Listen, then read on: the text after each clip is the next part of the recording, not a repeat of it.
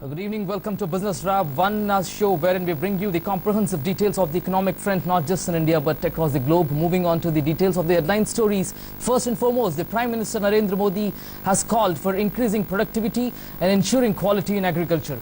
And the burning issue actually to be discussed, as you were also mentioning, India takes the WTO and also the Western countries head on. In fact, indeed, India blocks the WTO deal, saying that a proper solution to address the problems of food security and also the public stock holding. India made it stand clear by saying that it would veto the agreement until what it gets and what it wants in a separate area linked to its system of subsidizing and stockpiling crops. Countries like Bolivia, Cuba, Venezuela also supported India. This fueled major part of the world. European Union, Western world, Australia and many other countries said that without the adoption of trade facilitation agreement by the trade facilitation protocol by July 31st, a great opportunity to mobilize trade as an instrument for growth and development would be lost, and the credibility of WTO would also be lost. Now India is actually at the receiving end in the whole blame game. Now what will be the repercussion is the most important question, and that same question will go to Mr. Rakesh Joshi as well. Rakesh sir, what would be the repercussion? Because we're running out of time. The most important question, now everything is in. India has made its stance clear. What could be the repercussions of this stance in the WTO deal? You know, one thing I think it is not right to say that India has blocked the deal. India is negotiating. Absolutely. And as the negotiation goes at the final stage or at a crucial stage, India is also, using all its options for negotiation. If you see in the whole deal, developed countries have always manipulated the provisions of subsidies into the WTO agreement. And what has happened is, India, the subsidies are of crucial significance, as you are aware. 60% of our population dependent on that. Yes. If you talk of the MSP is on the market price. This is a market intervention wherein, our agriculture problems, the basic problem with the agriculture is the farmers are not getting the right market, they are not getting the price. The other problem is, the whole deal has been twisted because, they are insisting upon the 86, 87 prices. True. Now the prices, I think the inflation has gone up. If you look into the exchange rate from 13, 14 rupees in 86 has gone to 60 rupees. So I think there are various things which I think the developed countries also need to understand. They also need, India is not blocking the issue.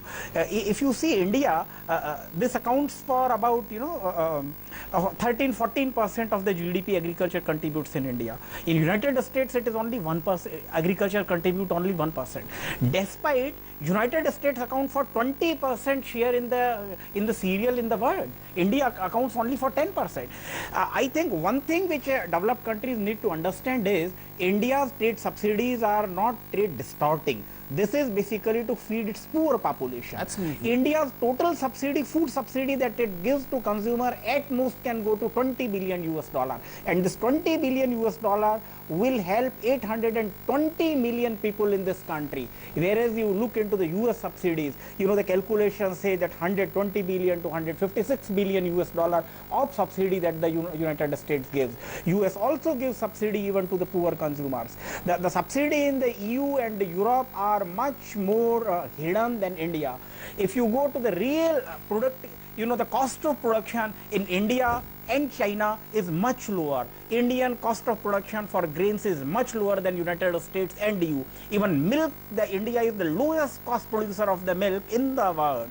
But given these subsidies in America and Europe, this is going to distort. This is going to distort the trade into the other countries. And what is going to happen is these cheap goods, when this enters into the markets like India, it is not only the matter of food subsidy. I think something which we need to understand is if this low subsidized, both in terms of the production as well as export, EU and US has got both these subsidies. If this, grains, cereals, agriculture product, food, enters into the Indian markets or even other developing countries, this is going to depress the prices. India, you have seen the growth in agriculture last year or last to last year was less than 1%. True. And with this slow growth, and farmers, you are aware of, this is a total, figure of the growth.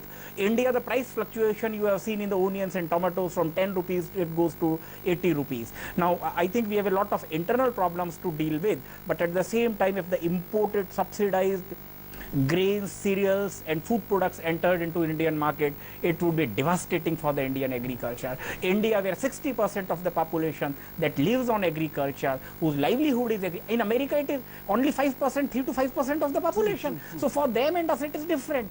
And the subsidy which India is providing in no circumstance distort trade. Absolutely. It is basically for the domestic constituency. So I think they also need to understand our point of view. And what is the hurry for 31st day? Absolutely. You know, if the entire agreement is to be implemented on 15th of July 2015, I think it can very well be extended to December or something like that. What is the hurry? But I think the developed countries are extremely worried that in case, you know, this agreement is not signed now, the case of their hidden subsidies may also crop up, and they would be in the receiving end rather than, you know, on the other hand. I think these are very important things that we need to understand. Well, in fact, thanks a lot, sir, for giving those analysis. In fact, in a very short span of time, you've been explaining us what exactly the Prime Minister has actually made crucial statements regarding the Indian agriculture and also the Blue Revolution and also the WTO deal, wherein, as you rightly mentioned, India's interests have matter a lot and that have to be addressed. Thanks a lot for participating in this discussion. And